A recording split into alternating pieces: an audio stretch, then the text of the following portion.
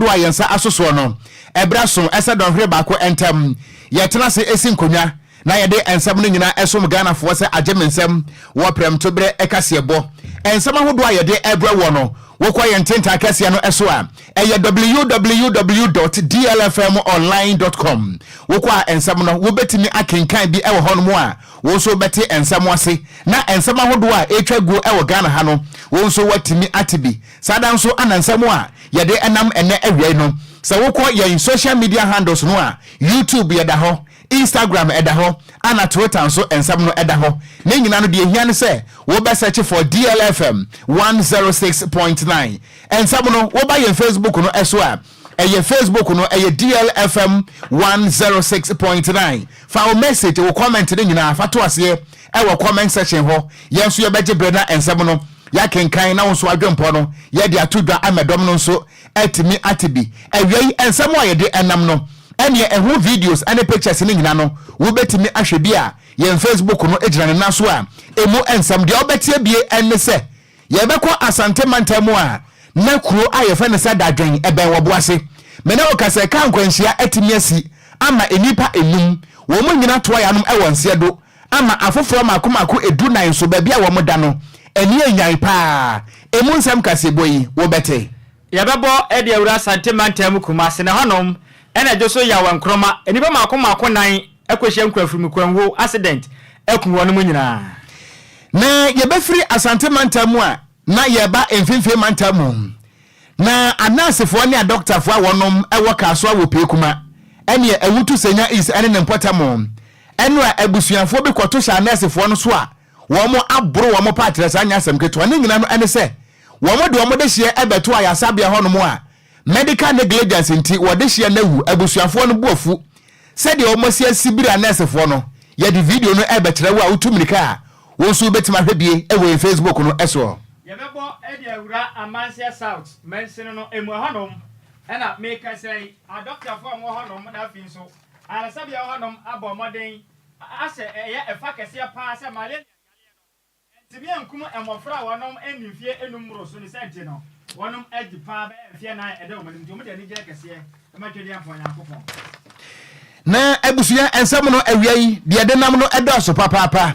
na nyame ya dum a wachina ana adweso by elections no eba so na mampani Akufo-Addo enu a wakogina asimpie eni apaso adensem bi akwatudwa ewo honom a amachire se kwabena wo wusu aduomi na supporters buafu eno so awiai emusem wo bete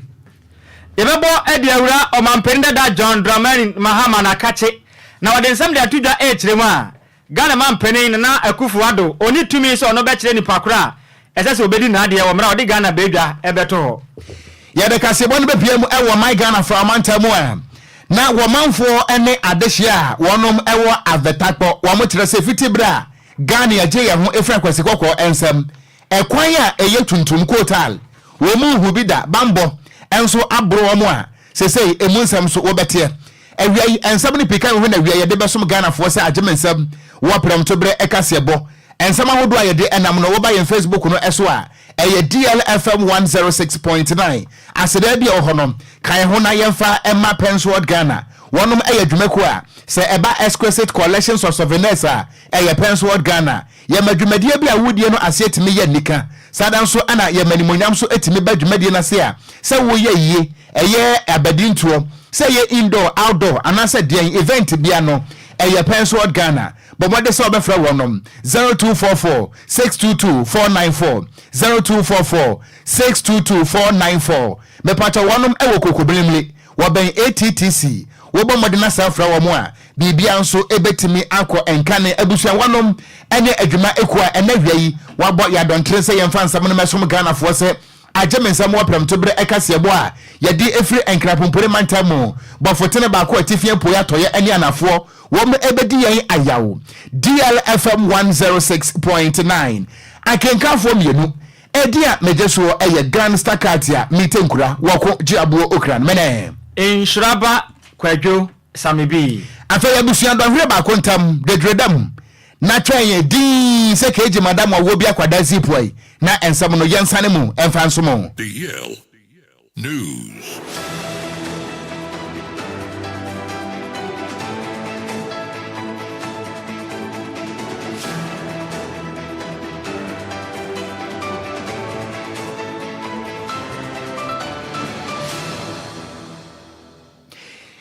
Yema yetiefo ene yahwefo akwaba. Emra kasebo no eso na yenhyase emfa emamo.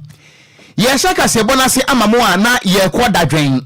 Eno no eye kuro ba ko a eben oboase. Ewo eye Adanse North Mensi emu ewo Asante Mantemu a. Mene wo ekasai enipa makomako enum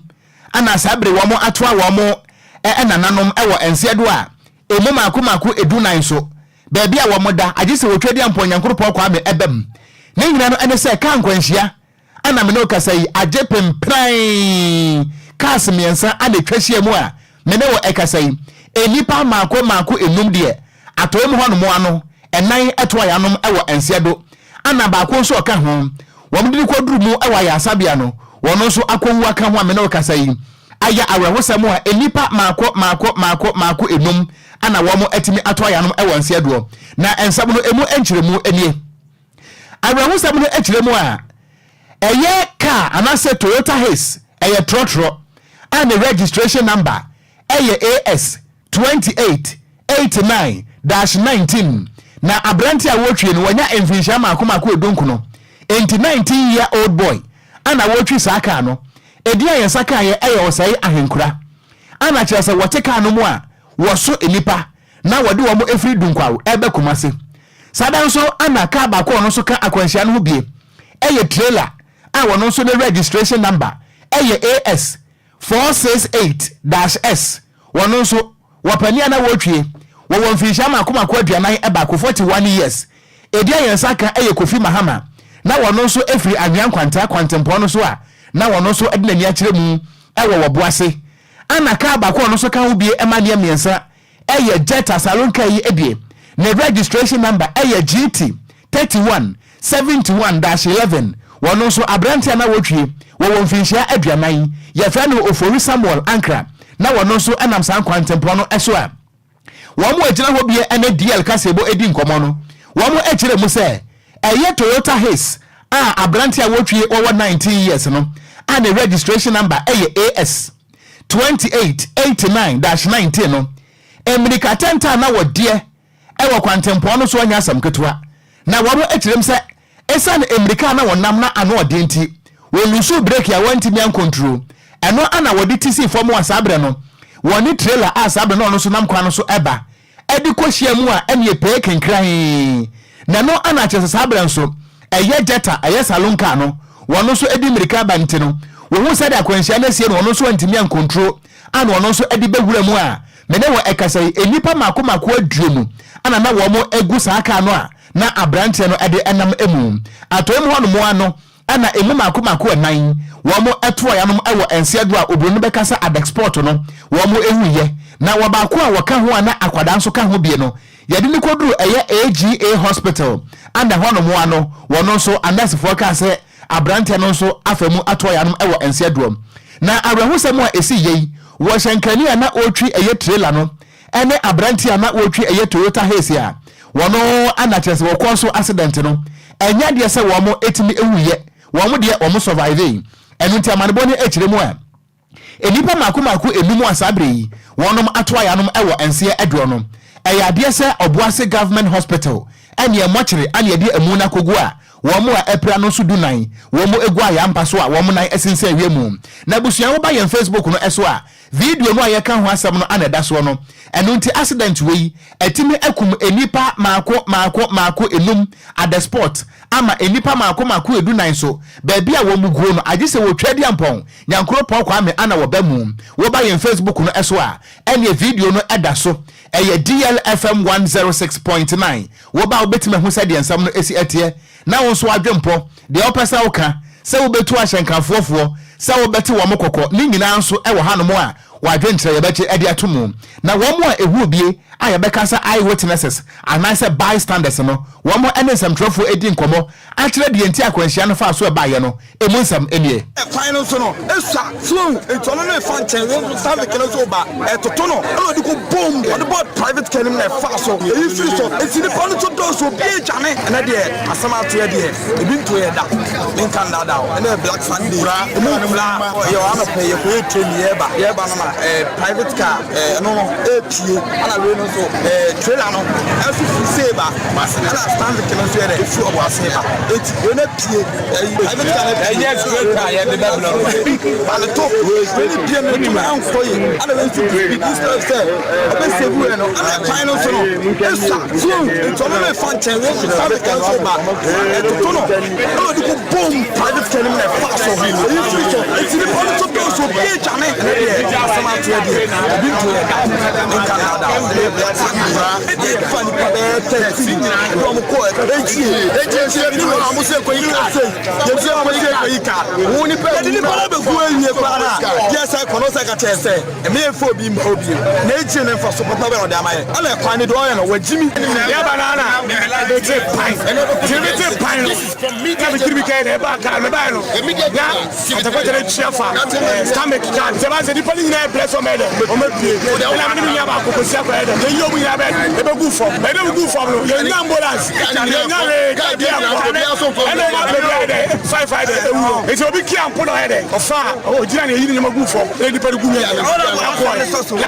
no din kai nya ka a o ko ma fans a nya ka ba bo asifike ma na nya ko se my sister we nya accident e wo chichire ma omu na ewu na ye koye ti ye koye na in fact kan se na esi aye no start akweta na asina esi atiti ase no ti ye ko ma chi hono na my sister we wu ni mi nya ase ya mommo na nya etwutwa mba mienu pani ni den de ono de very very too much the condition na nya bu machine pop na kitu enti womanfo eni amuti yeyi eya kwanhia asie ewo oboase eye kura efe ne se dadwen ewa santemantemo na kire se oba ye Facebook no eso a eye DLFM 106.9 we said ye esitie no we no aye ne ho pictures and videos of inogan wo hwenhwe ana wi wani so a enya de se ebetimi aye eno nti akwanhia no esi ye no eye cars makomako miensa ana wo mokasi animu a enipa makomako enum enai ewi ewa toem ho ana ba konso ekowuye ewa ya sabia makomako edunan no aka no de agese wotwadi amponyankoro pokwa ame ana obamu ansana se wo mo betimi abankwam a wo mo atimi aba wo wadwempo bi na se wo message bi a wo betimi ade abra yan ewo Facebook no so tell am sero ma video no ensana so biemu ema yan na yetiefo no epeso mo hwa a wo mo so emra emehwe bi yan Facebook no eye DLFM 106.9 ma yankwa homa so na yene yenia be ma wo yensam troni ewo boase a wodi sansam no achi eye aduanaba waba homa no so a yene no eni eho enkomo ekakra menua ya mo akwaba eba DLFM so ewo nkran mejo so mu senior bibia hye yie de bibia hye yie oboase asa ona ne guso a ye di sa entimi hye yie miankasa me pasam efiri se kuro na ofiri so ba no ye twe ohene fo mu a ontimi musase kuro ne modwo ana wadama boye nkomo akwanhia ya ye hunu bie ya ye hwe bie mu na mo yensam trofo a mo kopie mu ewo sin ho emu nsam etesan sesi ai yo minia ma menna wasina memma DLFM 106.9 tifo na aha na memmo makwaba informumra asante mantem ne krosin oboase no kwasem se de obisa no enra na yakosiada epo ne bosome no ne da na toso de no enwotwe no kwasem no se anopo beye se non du ehona ade shebebre ekwa sorry ekosum yankopon no na akwanhia bi nso ema ne homne so ewo ya kwantimpon ba kwa efri anwan kwanta eba betwam afọ boase akodunkwa na sei na esikoyeye abra yakopie sin hono de yenyantie ene se eye Toyota Hiace ono registration number no eye AS2889-19 ono bototra freedom kwa e dia babesen akokumase amigiri se nyina aye nim se omomo ye wawafo ne de ya na anokwase mo omo speed na de ya na edin enti abra ombetwa mu ewo boase twemo barrier omudu chire twemo chire omudu dadwen hwa pe na omu ehu se trailer bi enso efri kumase a ono so na ni ekire oboase te se oba anche eno mu se private car ba konso EP efri junction bi a eno what dadwen ho eso esi ekwan no mu enti Toyota Hiace ni yese obesan eye private car ya meka ho asementi ekoba ne sa no ne car no bo private car ne to ema etum kokko share ewem nanso wa ne nim se bia ka bigina nanso o ya adwen se o sign eye trailer eno edinani akire oboase eno enti we san ho kra wo nim se we san ho awie na trailer ne to no dade ne wo ho no ena eso Toyota Haze ni mu enti enya se accident na enya se ebia e crash no but the koba ni se that Toyota Haze no o sign trailer no wie no na chi dade ne wo trailer na chi no ena tim so eye Toyota Haze ni mu a no ko benkum nifa ne ko hwewa ayam no drobe aje se uhu fo ni se ni se dia sia ya sabe ase ya shada de ebo pa modu ana bubu kana so a amaka na yamsa amum wa no enipa na ewo ehyen anu ye Toyota Haze de no mo ye makomako aduo no including enkwada na oba pemfo enso so ebaako eka ho esan se na akwanhyai na no odi ye papa panunti amurumu wa ne de enuanum enum na etore na nanom ewo ense do na tese eduna de omprepre ne modin pa ajeso mo edo mo eko EGA hospital na anopai na ye se ye be follow na yakohese de enema esi eko ya transfer bi edo mo eko G na kakaka awo no so baako asan frim aka ho ano no enura na ni plan mo adin ye pa anti say death to no akokodu 7 as say ye bompa ye say wo mo maka ne de otwedi ampo nyankopon kwa me be say ya dom omma na ni so na omma na basa ewo mo so emaye na abra akwansha ne sis ano na ye say be ko EG hospital na yakohese de nemasiko no kwasam yakotu ma baako ana onarity awrewosem pa story a wotia awreba ho de say omunyina mo yenuanom ebi ko Cape Coast ebi ko Kumasi na car na ko munyina efo no ayema internet se bi dikan na ebi so kachi nti wo mo di kan no obaako awom na tese ono so na Toyota Haze mu a wahwe ne kwan ya ne mom baako no wo fa akiri kan de ono de ne ho ye ne mom enkwada na keke ka ho no ana ebinom enan abubu ebi nsa atete ne mo pemfo de na me adom ne ho anka ne ho ne twetwa ya pepa kakabat when film and brain de ye guswa ye di asem no echi nti se no omo maka ba bi ne de akokodu enipa enso enti na musa ya awrawosama enwa kwasi eto adesha ewo oboase ene dadwen enso eno no minia aduana wa ya adwuma na me wonhyira wogina so ma me wada ma gina so ma me pa me pamcho mo ba ye Facebook no eso a sani akwanhia ne sitie no ehu wo ba ye Facebook no so a DLFM 106.9 sani ye sitie no hwe bia na wankasa watu hofo because afutuo ni yetu aya bre ba mimi aduana ma memusa wo sabre traffic situation wo kwan no so etesen cars no a involving in the accident no ya twetwe afiri ho kwan mu da ho no mu ahyankafo na ekoba ana etesen sisi a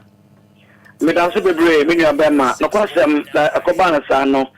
mpanifo assembly member or head dadwin kunu so ene amurumu wa mo frena na oba o anyway ade epe kia bi omesom kogum wie na omo efre eye edumje kunu ema omo free oboase municipal assembly by AG for so by sanso ena eye fomna omo ina babehwe ya eni amenem ka sei omo ayi kasni na de efre ekwanmu mu adaho na minua mame enka we emfa enkyere Ghana yempanifo ewom se akwansha do na ya na yedemfonso no ema ahyankafo no de nanso so no yenna ya na yempanifo Okogyeabour a yehwe wo maisui enkanka osoafa wo mo ehwe ya kwan ne akwan tempo ensam so no ya wo mo ehwe se de be ya akwan no so mo ya mbebe mu kakra se minim ebia oba fa anyon kwanta kwan so atikakra mo go so mo ya dwuma de nanso na kamia se kwan no ba bia enipa be fa no ma hona kese ana se kwan no mu aya popocho enunti ema unu ensusia eda double road entemkra sansa dodo na nim se kwan a ba ko na mana ba ko ewa ha nanso nkante sa yenim se nkombe dwi yi de a omo yere fofu de nkombe bem amna kase nanso se the contractor ne CD kwan no aseka mere se like pedestrians no double na kase pa ana ma ashankafo ne de no ayeketwa afei ne to so bi minim se ebia wo munyam wie kwan completely ntina omuma akwan so ahyanso de bia ema kwan mu dia sanse migiri se akwantempo ate se dia nka ebia u twan kwantenkron ebia careful so ebia we yo senka no do careful so aye we ni na hu senka ne bia no zebra crossing no speed bump bipia migiri se ebia wo mu wie kwan ate sa dia ene ya 24 days so wo mbomod na mu wia wo mo esa sa ne mani nyina ebetumi aba afre so no ahyanka fo nam sa kwan so na besere munya mutraka ka amfama afasna fa etikal na omunti omunsa ka sansa ko bayi adisho amafo bushafo ene ne wo mahwo mo ka bi no prepare e mo ade pa ye guso ye ni bi akiri ene update bi ha mo gidi se moto nsa fa ne a yanso se bu ye mo enchemu yada ase papa minia aduana ba koso a na gina mu ewo boase ema ye de besie bia nso wadarma na wama yaso ate yada ase ne amane bo awia yi yo enti abusua yamane boni aduana ba ede amane boyi efri oboase dadwene ana wode abesom ye no na Kwadwo oko asemu ye dapunu so a ye kan ho asemu yi hwe oshankani no a according to the report na wotwi Toyota Hiace ya woso nipa 20 no me pacho Toyota Hiace no according to report wa yensa aka no the registration number AS 2889-19 report no de kan ho say driver ne no over 19 years ana wotwi ka ye fra no osai ahenkura mesre driver ne no wanwu Kwadwo se wutie mitie pa driver ne no wanwu ana ne car ona nso tiase a yesra Ghana Police Service monko DVL na monko je car we ne number plate details na monhwehwe car wona na monche no na monhwehwe driver nso na monya da so onwu ya monfa handcuff nkogu ni nsa wo ayare mpaso ne hoto no a monfa ne nkogina court na se mo wonsam a momisa Kwadwo busam sa adan okona adan Kwadwo 19 years Ghana mra ema okwan se obetwi commercial car according to regulation 37 Woka yemra no was a person disqualified from holding driver's license emre American police for him Ghana mra se wonya 25 years a ene kwanse ema utumi ma oditwi commercial car na da bia ne yese Ghana mra no eye adwuma na emom se ohoma asem a obeka se enya adwuma sa na omoka so at this point driver ni we ne ho abasem entimoma ye huru the full enforcement of regulation 37 Okran waka no ena afen so ohun say reporter ne kan say enipa makoma aduonu 20 ne naka na afa wo no na Toyota Hiace na fa ni efa 20 hono kra ya sem foforo efa 20 Ghana Police Service efa 20 Toyota Hiace efa 20 Toyota Hiace ohwe ne capacity a efa 13 but what must here yes including mate ne ka ho ana say 14 no 14 enti eba ne say na Toyota Hiace wetimi fa 20 na nipa makoma sia na etimi aboro so enti ebetumi abasa nka nipa na waka ne mu no krofa normal passengers na kra na enka bia nkwanhia we sie no mo so bebire ni enti no nka bi dodo na ntimi nya dan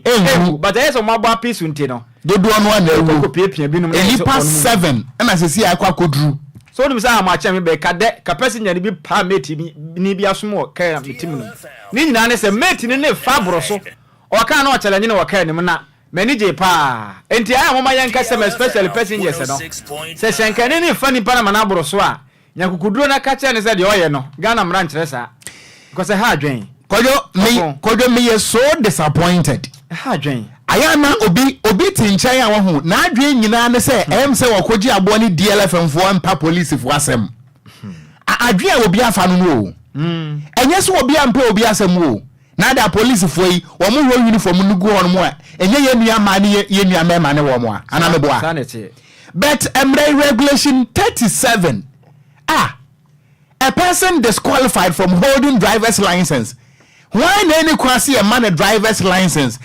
odi twi commercial car obi a wonya 25 years any kwasi otwi commercial car enti me na akwaje license no a card be na ode kwakire se ne mfie ni ana se oye kana na bi na ode kwaje license enti na me se ya bo number na to abonten police for number plate remunim monko DVL nkwaje the details of the car na monhwehwe car wo na monche no na mumu sana say womo ana de ka na ma 19 years no ana say why na de ka na ma no abrante no so wonwu accident num wakum nkofo ma 7 wono de wote ase so wada yare mpa so a mo hwe no ne hoto no wi a mo fa ne nkogina court 19 years Kwadwo to aso ye to akase bodo so ne da so a ewo nkwanhia esensemu ne yenkopie mu ewa sante mantemu brano ba ko edi da so eye adwoso a eno ne wa adwoso yaw enkroma na esi ameka sai edipa makoma nan na wono mo so enya rolu nkwanhia afrimu ya wa sante mantanum na nka ni kiremu a na jese endrada emra na awia ekwakoto na san nkwanhia we nyina esi ya wa sante mantanum eno no eban adwoso eye yaw enkroma ehonom na san nkwanhia we esi edipa makoma nan de kana na wono mu nyina atumi ahwere wono mo kwa na de okwa aten de oba aten no de ogina hono mo no ono no aten to de sent ne yankwa homa no so e na ye ne amani boni Robert Bosomatwen eni nkomo ne yambisa ne se dia pa na kofa nkwanhia we bae na san na san nkwanhia we so ekwa wapatem honom Bosomatwen hello ya boy homa den sa yensa ebeka ya na amani boni Robert Bosomatwen awo eye asante mantem na ode amani bo a enka ba beto de ye kase bopono so che nipa makoma nan a wono makwakwanye nkwanhia atumi afiri mu awo ya nkroma no ben adwoso awa santimantem no watumi de ho nkire mu nyina ede amanyade na kofa nkwanhia na ba ya na afi nso family na nkwanhia ni esi ya bepem sa bempensuo no traffic situation nso sai na ekoso ewo adwoso yaw enkroma yabo mode ansa yensa beka eye Robert Bosomatwen na de mu nkire mu nyina ede ababeso ye na so yagusu bo na homa ne mu ano enya de a wafane mu so fa boy homode ya na ode mu nkire mu nyina aba abeso me oko Kwadwo nkwanhia ne sesi ada in fact ajimi nsem kura ebajo nsem ajimi nsem ebajo nsem se enipa ba bekra bedware fefe fa kra busua se mi tu kwan yakwa ba na emiritie bi mu na nipa no ahwere no nkwa ya nipa na anyare ana ho in fact atete wo kan ebaja abehwew Kwadwo oko sa after adwusu de aye bo modern si benya Bosomatwen wo ho yi se ba konso asi western ho yeah agran kwanta yeah ba konso asi enti no so ya ma reporter so onko no fa mu amane bo nyina onko confirm e ma yen me no Kwadwo mi so na menim say accident e ade bia esi once in a year yeah say na a minute basis every minute e bi si a eye no mama Ghana yes serious na Emmanuel Sisego ano say wachia nyina na DLFM kasebo emu da hopa ana wode abai Abbas Austin ana wasi nyankopon just obeboa Ghana wate na de adrun de ne nyai ana fantastic Wilberforce was say if your driver or right nyankopon brofo no man tro ni ya mebre o Kwadwo menkan ne sa wate ase was say if your driver or is driving us into a ditch and you have superior knowledge and you allow your boss to drive about or come na besi amanyosem sem hunu kwa yenso enka amanyosem bi asem gift wo henewa and was say how come a 19-year-old boy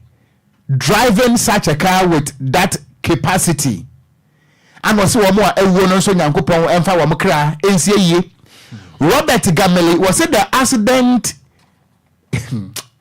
was it this accident in Logan Pictures is not monopolizing at all.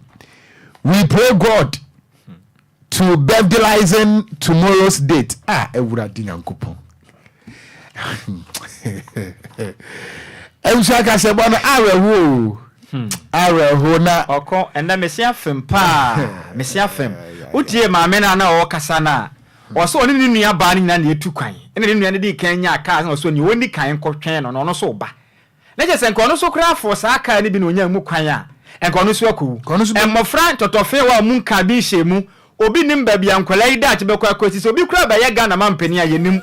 na obi negligence obi mfum so nti na nkwala we ni mu nyina atumi hwere ono mo kwan nya me nim nukure ni lolo nkwansi na se ye tena se na ye sete back na ye hom hye bia be ye because o ma ne mra wom adenti ne ye nto ye boase ne ye ni mra no so o se reporter no so sa kan se contractor na wo ye kwan no wa ma pavement no kra ye kese ye kra ten main road na cars ne fa so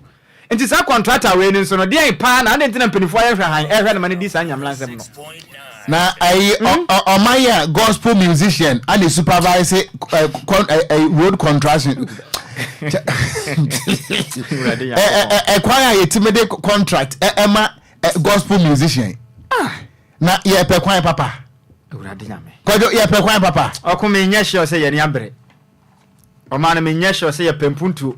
Ne ya ho ba mo ansa na me ye me hu say nya ade ehia ye momode ne tutu ne maye. Ntutu ne maye na ne maye koso na no woden. Yankwa adweso bosom Nhyiraba. Yankwa homa no so na ya mani boni Robert Bosomatwe enkwanhyi asi ewo ebe ya adweso ya onkroma nipa makoma nan. Ahwere wono man kwa no onfa mu enkyire mu enfa so me. Robert Minia. Memo wa hao. Ejo minia. Na empom ti say. Adom eni ahwe na munzo e. Ewade de nkwa na chayen. Na wona abutu adweso eno eben ya nkwa ya onkroma. Na enkwanhye Robert die pa na kofa san kwanhye we de bae. Minia yema tiefo ahane mo makwaba na enra sɛdeɛ wobɛpie mu wɔ adwo so a sɛdeɛ na ɛnra ɛnam sɛ by-election ɛbɛkɔ so nti no na ɛnra yɛakwan ahodoɔ so deɛ me nua na adagye ɛni so koraa na ɛntia ɛnya a ɛfiri yɛnkroma a ɛbɛn dwaben ɛkyerɛ sɛ nkwanhyia si ama nipa nnan ahwere wɔn nkwa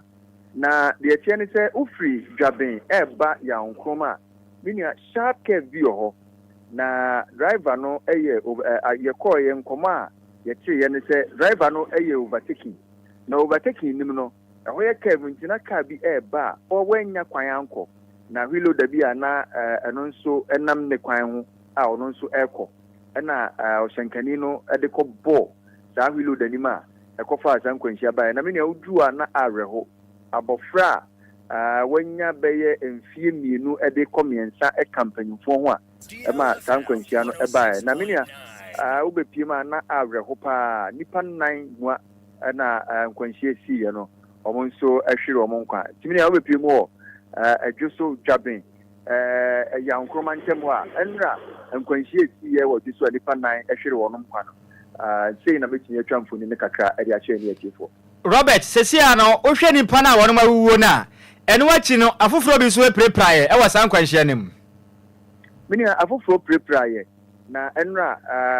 mpanfo ana ehwehia ho manfo bi ana etwam ehweye de ebi mu kɔ ayaresabea meche Dwaben government hospital na wono ma omawu no nso no de omamu no ekɔ na anopɛ na ɛwɔ sɛ nke yɛbɔ anan na yɛkɔ Dwaben government hospital na yɛkɔhwɛ nanso by election na ɛwɔ sɛ yɛyɛ nneɛma kakra wa antie bi a anwumere kase yɛbɔ mu no yɛbɛhwɛ na yɛde wɔn a epriprae no nso nkɔmɔ ɛne baabi a yɛsi asɛm na kɔ akɔduru nso yɛde wɔn nkɔmɔ ɛde abrɛ yɛne yɛtiefo nyinaa Robert na wohwɛ nkwanhyɛ na esi yɛ na enipa na awuwo no mo prepra no ɛyɛ ɔbɔ mo keka campaign fo no ho anaasɛ ɔmo na wɔn mo kwan ɛna mo kɔhyia san nkwanhyɛ yi na mini a we deɛ na ɛnyɛ ɔmo a ɔmo di amanyokuo no bi akyi we deɛ wohwɛ koraa am sɛ ɔmo kɔ ayi ɛna ɔmo ba nti ɛnyɛ sɛ ɛyɛ campaign fo no bi anaasɛ amanyokuo a ɔmo kɔ campaign ɛkɔfa san nkwanhyia no bae na sesia na wohwɛ mu a ɛkorɔ ɛbaabi akwanhyia no si yɛ no hɔ no mo traffic situation no nso ɛte sɛn ɛhɔ no ɛyɛ highway paa nti ɛhɔ deɛ sɛ nkwanhyia si a sɛ atiefo a etie me ɔmo mafa efiri adwoso edi kosi Dwaben na ɛyɛ kwan foforɔ a ɔma yɛ na minia sɛdeɛ yɛ a yɛka no wei deɛ yɛmfa ntwa mu ɛbra mpanyimfo yɛ kwan no wiye no nkwanhyia a asi kwan a eku ɔmanfo no minia ɛni enyan ɛnkyɛ kura asotwe ɛno nso nkwanhyia si a nipa bɛyɛ nsia de kɔ nwɔtwe ɛhwere wɔn mo nkwa enti ɔma yɛ kwan na wie deɛ na marking eni kwan no so ɛna woduru kurom nso ebi anka ebenya speed ramp kakra no ɛno nso ebi ni so enti yɛbɛfa kwan wei so ne aka kyɛ highway mpanyimfoɔ sɛ efiri adwoso de kopie mu Dwaben kwan no eku ɔmanfoɔ sɛ nkwanhyia ne si biara na wobɛhwɛm no na ɛyɛ mmiɛnsa ɛnan edi konsia so enti minia nkwanhyia ne si yɛ deɛ nam sɛ kwan no eku so ne si no ankreti traffic dia ɛno ane sɛ ɔmanfoɔ du ɛboa ya yɛyi nipa wɔ kaa ne mu a afei kwan no ɛsa da mu minia all right Bosomatwe bɛda wase pa ɛno amba no bɔ a wɔde asom de yɛ kɛse bɔ ɛna awie yi mesumida minia enipa wote ne nkan yamani bɔne ɛwɔ Asante Mantam mu Robert Bosomatwe ɛna wote ne kasa nkwanhyia asi ɛwɔ Asante Mantam mu adwoso yaw enkroma no ɔde mu nkyerɛ mu nyinaa ɛde asom yɛn ɛna awie yi Kwadwo asotwe deɛ no ana Bosomatwe kan Sa accident no encheye onse na nsame kokumase. Yeah, sure. Sa accident ni si manim. Nsame me adwusu me yo. Yeah. Sa accident ni si manim. Nipa 9 na ewu ye na SDS sofo pani wo. Ese nkwanhia ni mo bia o. Hwan. Na SDS sofo pani no wo. Ana asotwe no. Se wugina adwusu runabout wa. Die eko wanim straight ni kokumase. Okay. The far left no eko bekwai. Ana the far right no eye y straight ne ko adwesuman. Ana the eye y junction no ana ko dwaben. Okay. Enti wo fra adwesu na se wani kire dwaben a. The first time wa obedru so ye fra na asotwe. Ehon na accident ni se ye no. Na o hwe boss matwenkire mu na ye se ho kwan na so kra no. Bibie no mde asisi kwan na wona speed ramps bia nso ni ekwan no so. Dia se nkafo no kwa no speed limit o mankasa pe na wono mo kwa no kwan no so. Se obi amfa obi aho. What must say? Because se wo ye kwan ya wo ho. Wo ye kwan na se bia kwan no kra ye nwie nti na bia wo mfa road signs nsisi so a. Ye fra bi advanced directional signs. Sure. And na wudi besi so a kire se bia men at work slow down. Sande amaniema no. Ye fra no advanced directional signs. Okay. By your contractors say wo krom ha no. Wo mo ye book contractors enti won fa ho what must say wonim book contractors me ento akase ebo no so ne yanku anim enti si eguso aya kenkan ko ohu mon kenkan ko say 30 minutes kura ma ye de akwanhia be 9 mboa sa enti mu eguso aya kan ko enya hwe nyamisra Ghana Jemeso Amen Kwadwo. Oh amen. Me ento aso ba nyankwanhia o say enyankwanhia na say be ndai. Oh, ye bompa ye say Nyankopon nya adom na ebi ensi bio. Na aka nipa fam de obe ya aka. Na empire nti wo mo ewu ye no eno a wo mo bompa. Nyankopon ya na fam de bia ba de aka ne ye nipa nsa no adwuma ye so ono so hweyo. Nyame no waye empire ensi accident. No krepa.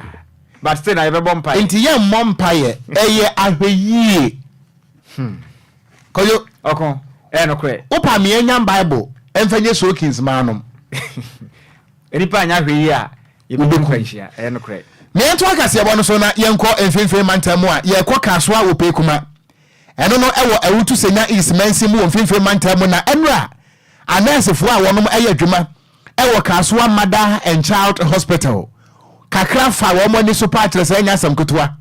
ni nyina no ene se enra anadwo be se nondu ana ebeto dwa se abrante wonya emfinhia edu enson edia yensa kan ye na na adu na wofo akire sa akoda no hododo ne kakra nti wo mo adne kwoto aya asabia ho ewo kaso wo pekuma na de oboni efe ne say medical negligence say bia wodi wo yarefo be kwa aya asabia na asa nurse fo yenti ani ehwa akoda no yenti ani ehwa yafo no na ebi mpo a edura de be ma no yemfa ma no anampo ebi aduro no wrong medication ya de ka ne nyina bomu a ye fa no eye medical negligence chesa nurse fo no nti wo mani ahwe wa yafo no ama ebusuafo ni tirim se na edu a wonya 17 years na enu a wo wu ya na ebusuafo ntire se da bida ene anasifo modi abawo na wiase se bio wo fro patapa ahyan ya yesi e wasotro nkwantanti wo mo etisi anasifo so ene ebro asotro enya asam kotoa bra Facebook no so na yemfa video no enkyere wo Facebook no so na se de yesi abonus ni bi minimu a ne nanti enka fom no ebusua no emema wo mu pa Kwadwo we ye fro no akentra wam emema sai fom emema akentra wam na ebusua ba Facebook no so a ene video na daso no that's right that's right nurse ne na enka fom na wona ba da ka fom wotims ya hole no ya body minimu a ko fitela we ni pa bon fo Kwadwo okon wo video no nurse ne na enka fom o apa ya body minimum ankasa pa o say anese fo di dwuma na kobra ne atumi ya so ni minimum body minimum ya enti say de nya mianim ni kure ni wo mo kire say ekwan anese fo nde wo mo de hie ne fa so no eno ka ho bi na akwada na wuo enti say de wasi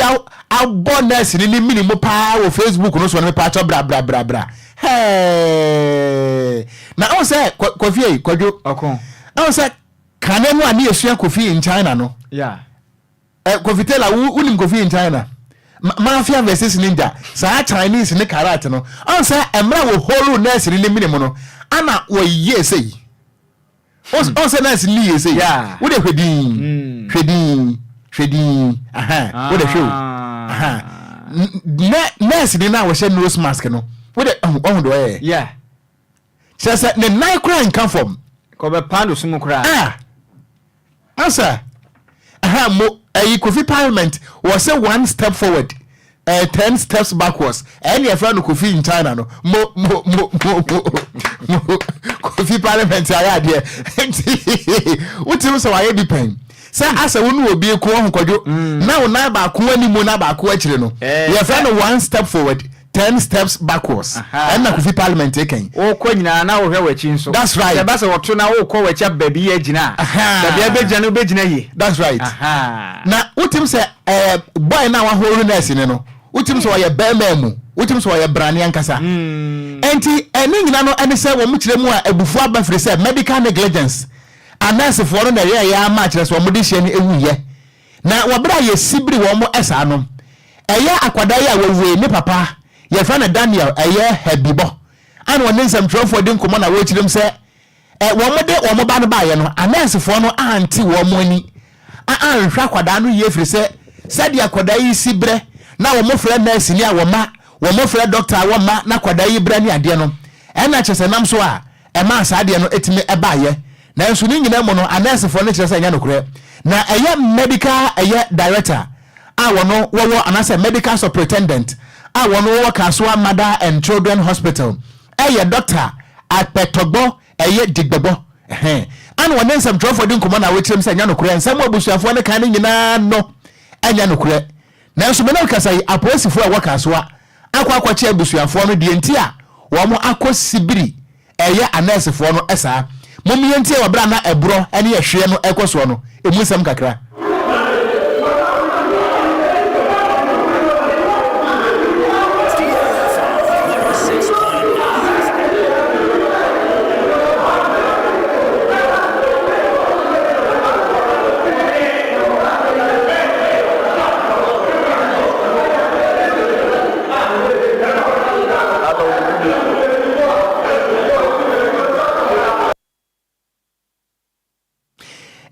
abusuande mote ye no de ekoso wa ya sabia ho na wo ba ye Facebook no so a video we ni ye manada so kakra na moso matimi aba be ho be selisi atie enti we ye de ekoso wo Kaswa wo pe kuma enu abusuafo no Kwadwo Kofi sama na so misi Kofi tado we ni pabonifu o man na so mame enti ye nto akasebo no eso ye to akasebo no so ane ye bo e de awuramu amanse South mansene nim na honom ana Amansia Street Manchester South District na ba moden ahyefa kama pa kire mu malaria yale boni ekunkunkum mofra titiri afia bata ne ade no ade ha adwen yi pa ne sente no omo moden ase emfia makoma nan ni enya ade adwumaden o mabɔ no hono mo no kese ama malaria kwan manatume ekunkunkum nipa ewa Amansia South empotem hono na wono mu kire mu ade akopie mu Amansia South aban yale sabia hono mo na yale aye cases ahodo afa malaria ho a ebepie mu mo OPD no 2022 and 2023 no echirema yese eya hanan enu dubako 411 ene yeki cases ebepie mu e hospital honom na no ono mu chirema 2023 de no enu gina honom ma ye ohamu chichemu aduonu enan echiripo eye aduosonum 24.75% a enu bepie mu honom no mu chirema yese we na boa emeso ate abegina eye ohamu chichemu miensa eye aduanan enum 3.42% nese so etimi ate efanya na wahodo a malaria yale a ekum ni pampotem ehonum na deputy health director Dr. Fosukwabi ene wachirem so na mo we na omutu no ayade aboa pa na sunsuanso a resenti ena mo manyale we nyina eso ate a etimi kunkum ade hye mpotem honum ni nyina ne se wono mo wo mpotem honum no etimi ta wono machi ekabom enje hye ahodo o made bana ayade a wontumi disupa pepe etimi boa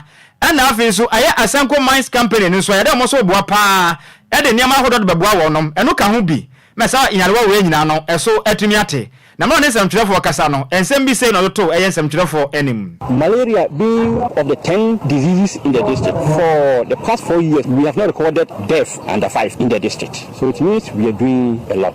We always have the medicine. Enwachi ana maninya ohwe environment and sustainability ano ewe Asanko Gold Mines Company no ano ne din ade Dr. Daniel Twumasi ono so agina mu ekasa edema omu general manager Ahmed Mahadin ono so agina mu kasa de ma no chem so ade a wo hwe se de adwumadie no ekwana eboapa essence Asanko Gold Mine for no ono mo boa se be ya sanyala wa hodo we ewo mpotem hono mo no eso betimi ate na mo kasa ye ewa sem titira ono mo shefa ede fa won say health equity cornerstone for achieving malaria elimination botan na si ono mani so adwumadie no ano na wokyem say enfia makoma nan ni anyaleboni bia malaria yi entum bekum de hye mpotem hono mo de ayade a ehuhia pa ne sente no ono ma moden health screening ede ma de hye mpotem ho nyina say bebeboa na say ha hodo a ekoso malaria anyaleboni no ebi ntumi enkum de hye ono so mla wo kasa no say no kire nseni mu edify. And this is particularly important to us because most of the workers at the company, that's Asanko Mine, are from these catchment communities. We are now a family. Our objective is to have almost every community member screened for malaria today. We have not witnessed any malaria-related mortality. And we are clear in our mind that the support or our contribution to enhancing public health status in the communities has led to this. Nipa watenenka se okasai oye penimpa ono no kopiemu awo eye bogoso eye Asanko Mines Company na oda ano a ono no oye manager ne din di Twumasi Daniel ena wotenenkan eno achi ena ensantwerefo ebisa maame a ono no ne din Edimel Bonsu ono so no kopiemu ewo mpotemo no ma ono no oye technical advisor Edma GIZ eye company no so kyerem so sana mompa wono matu no enya no nkwanya honkuto ne besi afis omo hye be na de bampotem honom se be betimi aboa na nyane wa hodo entumi entwi enfanfa wonom so de entie se de ono so o kire ne nsemu edeto yensem kyerefo enim. The health screening, the distribution of medical items are part of the interventions in the project, and it's been supporting the community a lot and improving access to healthcare. Enipa watenenka technical advisor Edma GIZ eye ekono ne din Edimel Bonsu ne na woteye enwati ene ye ne wono ma munya adwumadie we nyina ho mfaso de nkoma na mo se o na mo nso sa adwumadie course yi faso ba plan na munya ye na mo so e kire wono musem mu ese rural test a mu ye no very important na afi drugs nso unya no so no ni nyina bi wa ha enti no overall no ye pa se ye nya no rate no ye more frequently abeboa ye eni a woti ye wono ma mkopie mu ewo eye Amansia South health screen ahodo e course wo munya mu mfaso no ene na woteye no yento akase ebo no so na yenkwa asante mantemu a ye kwatwi break sabo apapon ewo edweso na nyame ya adoma wakina enya asam kotoa akokọ empene so wode hwe bekumaku kro so eni wa ewo edweso firi se bo pani dwon ampontua kuma eto ayanom ewo nse ado no wakina ana ye pede obegira na namu nti wakina na by elections no eba so ewo edweso na sede ayana amanyosemu eduru by elections any political rallies ahodo wo mu ye bi ewa dweso na wo be mabo ada commander in chief of the Ghana Armed Forces Mampani Akufo Addo ene wo kohwiriye ejina simpie ni apaso wo kasa ama wo kirem se ene na bi ayenahi ane ese akura edi enti akasa me ankwa nim na Mampani Akufo Addo nsem wo de ato dwa nyina no ene se wonti ase se wo pani kwabra wo wusu aduomi akane na wono wo ye mrahye bedwani ema NPP ewa dweso na 2020 abaya to ye tu na de so nti ni boafuo se woko independent woko kontankro Mampani Akufo Addo ekasa ekiremu a na wo hwe mu akwati sase enipa bi ana ehye yewura kwabena wo wusu aduomi etise chenchira wonko independent wonko kontankro na woka asina new plane emra wono wobetu eye onabo eye eje no eye 2008 no na sabe na onabo eye eje na wo ye minister for eye foreign affairs na so wo kwabena wo wusu aduomi ukotu no sabra no obia nkase bia ya wiamu ama wanase bibisa na so na obia betu wa pese okokontankro Mampani Akufo Addo ekirem se waya na adwe se okokontankro wa hwe so nko na emom ni nsem bia wakeka e dia fa NPP ho no wonya aka wobra Mampani Akufo Addo kasa no emu nsem ni o mi nwa pa yese ye radio mi se na wada na chi ama NPP all right so person da na chi a okoso da na chi ma MP na ne na efi no no ba no na enu mama 2008 obano na dweso ha ne na ye MP ema dweso eye cabinet minister ne deputy minister cabinet minister, Minister of Foreign Affairs. Mijemu 2007. Semekwa pray the Franca Tune Abano and a Lumba Kufo, a Pejano, a Besema cabinet minister. Ono baya ono be see kind. Eno tuno. Ebe candidate in our choices. Obey MP. And they said, I know they papa. Yes, sir. And they na niche home. So abawa be to cabinet minister. Our MP. And then body be him. Enti enya yeti yi Ghana man pani nana adodankwa Akufo-Addo ene adwoso by elections no ana roman ekojira se a ene ensam de wo kan bi pa na biom ni ade atudwa ana wo kire mu ese ensuo beto amako atwa mansa ho afo nanso ne ho sensan de ewo hoda na won fa ho ene de man pani Akufo-Addo aka ene de NPP fo beye adwuma wo beye emfinhia du mienu se mra hye bedwani ewo dwoso no nyame ya adomo a watina edweso NPP ene edom ni nyina ne behwe ho na wo mo atoaba ade ma no se independent enunti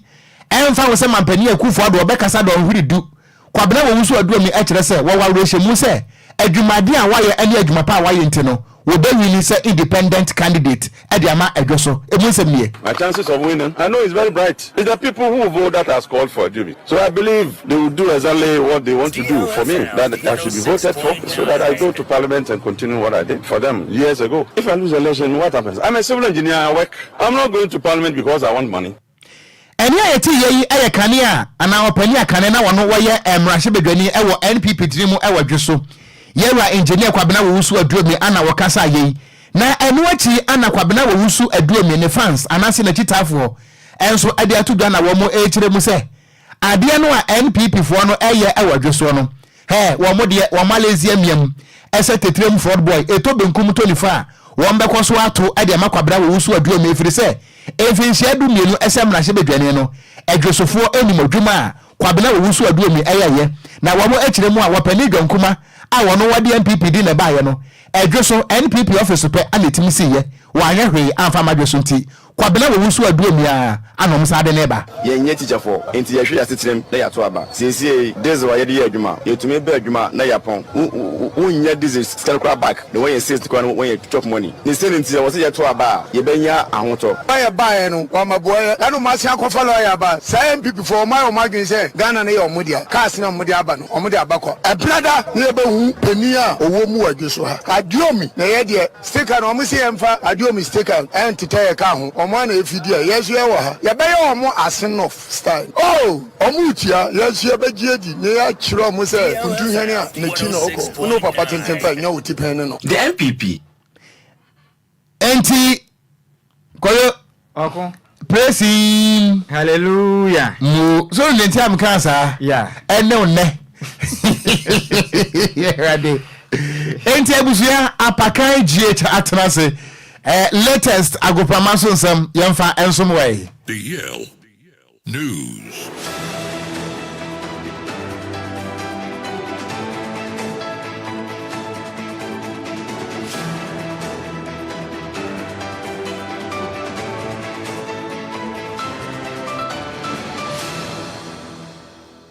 Right, ebusia yamo bibiala ha emo bibiala kwa bamfambra deal 106.9 FM kasafidie so ene dwada area prem to breka se boy so mredo sa gudie mo nsema wo so aya boabo no ebusia ye de babeda na wuni akọ ene nieba wa gudie mo intentem so yensi family yenhye nsem na se emfama de yenhye se emfam figa na mrante esi akan ewa manone na uram all French Ligue no ma na otwen bobo ko FN Paris Saint-Germain etna fie ene will have equity obi a share ne yonko eka miensa na Ghana captain your friend Andrew Dede Rami Morgan are you on the day no on no share second goal no Edema Boboku a your friend will have on the 38th minute and no share sa goal na you don't some area ma now winning the fourth goal this season in the French Ligue and our first the fifth goal in all competition for Boboku your friend will have you don't some area ma now Dede you na kasano e batima your friend PSG since Otia kan our France the Olympic masono na osho mo dada enti in the games awabo nyina edi etiabo ko friend Piaje no wa share 5 goals aye 2 assists yero won some area to anim uram our English Premier League ma bobo ko friend Fulham etna fie ene Crystal Palace ekoti obi a share yonko eka baako Ghana yen defender de wati atua say on mom fama yen biem Jeffrey Shop on the day no ena onya equalizer no edi ma bobo ko friend Crystal Palace on the 87th minute yero won some area to anim we ene the second goal this season for bobo kwa ye friend Crystal Palace yero won some area to anim UEFA under 16 invitational development AF4 nation tournament no eguso ekoso Russia na danwanda oma ye friend Ghana yen under 17 no ye che Kazakhstan ebo meka polipoli enum emo mutimu bakwa ehun sam eno no CAF Confederation Cup second leg no etodwa Kumasi Babaya Sports Stadium endra bobo ko friend Drisesi na ye free send da so no ewo na so game no ekwawie no na Zamalek achoma bo meka polipoli miensa o mantima Drisesi o mo CAF Confederation Cup journey no abawie ama Zamalek etuma qualify akwa kopiem awas finals yero some editu anim Ghana Women's Premier League no na watching games eba so aye week number 15 na Northern Zone no results aye PPM no say erete bobo kwa ye friend Fosu Royal Ladies esheba ku Dreams esheba ko Northern Ladies 2 Kumasi Sports Academy 1 Ashtown Ladies 0 Super Ladies 1 Prison Ladies 2 Ampem Dakwa 1 and Supreme Ladies 2 Pelpia Ladies 1 Uram our Sardine Zona Faith Ladies 3 Ladies Strikers 1 Siam Socrates 1 Jonina Ladies 1 Sea Lions 0 Prison Ladies 2 and Hazakes Ladies 0 Soccer Intellectual 0 Nyami Admochna Berry Ladies any Army Ladies ebeba yero some area to anim Uram our Ghana Division 1 League numuswa na okina week number 24 say ena zone 1A Mana 1 Steelers 2 Techiman Heroes 1 Tamale City 0 Victory Club Warriors 2 War Power 0 and Wasunta 3 Northern City 0 Zone 1B Balfour Soccer Academy 2 WB United 1 Techiman Liberty 2 Mighty Royals 0 BA United 1 11 Wonder 3 Young Apostles 1 Brekum City 0 Uram Our Zone 2 na second 1 Rose Park 0 Enzima Kotoko 2 Sky FC 2 Basekewoli Stars 1 New Adibiasi 0 Park Academy 2 Soccer Intellectual 0 Seshi All Stars 1 Eliminasha 0 AS Wedro All Blacks 1 Young Red Bulls 0 King Faisal 2 Mysterious Drafts 0 and a Venomous Vipers 1 Future Stars 1 Zone 3 no Atram Divisa 0 Accra Athletics Air 1 Susubribi 2 Nania 1 Kotoku Royals 1 Nagod 0 and QT United 3 Still Believe 1 King Palace FC 0 Huawei United 0 and a Home Stars 0 Okoro United 0 Nyami Adman the Vision and Kofodia Sempefie Bebo na Kachi All Stars so and Golden Kicks abo Ghana Premier League match day 28 no Eshasia Dano Efiada Bobo Kwefre Lagos Cities Eshemiensa Emma in the Brekum Chelsea Etimumi no Dano memory that say that Mediama 1 Asante Kotoko 1 Nation South 0 and a Babiani Ghost Stars 0 Bechem United 1 Heart of Lions 1 Adriana Stars 1 Kara United 2 and Alfred Summer Test 1 Great Olympics 0 Nyami Aduma and Wanana Aya Amwa Kramansa Park in Swateno in Swateman FC and Bofakwata no Ebebo 3 PM Yade won some area 2 and Ukuada Heart of Folk and Accra Lions and Edibebo in Ghana Premier League table no Summer Test Eguswa Omurika in 52 points Nations Etosumino or more 45 Adriana Stars Etosmiensa or more 42 or share Kotokwa Ubewunu 11 position 37 points and Heart of Folk Etosudumino or more 35 Asia ono Bofakwata no 16 position 31 point Edu Sono a Heart of Lions 29 and RTU Etrato 18 position or more 25 point and some no top scorers no Steven Amankuna El Brekum Chelsea washe 12 goals yadon some edit 2 anim upiemu ewon crofon cross so na ya sorry so na the CAF Champions Ghana Confederation Cup no eba so na Mamelodi Sundowns etna fie Monday Esperance ekoshom 2-0 on aggregate no Esperance a procedure omo komanim omo akopim our final Elali so shemiensa TP Mazembe ante 3-0 on aggregate no ende Elali so ekopim ti final no ende Esperance ene Elali na bo Confederation Cup no Dream says yet na fie Zamalek ebe shemiensa went to me anti Zamalek eco final RS Bekani and US emojis no politics inti bono omuntu mi mo inti ni aye de RS Bekani ebe ko final no mone Zamalek akwakoba ye de won some edi atuanim urem of France Paris Saint-Germain o maje French Ligue no edi esi o monanso enso ebusia ye nyina so na agudi mu nsama ya boaboa no de bro no yem fancy mi amede nsama by dia meje so no yesu ano de share apakanjich the blessed king. Over to you Okogyeabour. Medase apakanti kasebo no awiai ye de besi ewa ha na Ebeneza dokemu yadase eno message wase ye friend no MC1 ewo gomwa akraman yadase se wutie yen ana akpele ma Moses kwaku o message no so yadase wo so wutie ne life pa ewo Apollonia kofi parliament yadase Robert Gamel yadase odoi enso edifreta maneba ye won so yadase yeso so anana adwase okay ene ne mpanfo betena se na DL hour wo mo ede atwam so Kofi Taylor ana die ko on Facebook no eso asedan koma wo Ghana ni se wo jebre ema ye ba ye se ye ba besom edia mejeso eye Grand Star Katia mitenkura wo Okogyeabour Ocran mene Nhyiraba Kwadwo Sammy B yada mo nyina se awiai ama mo nyina mo enitia ogyean oboja DL News.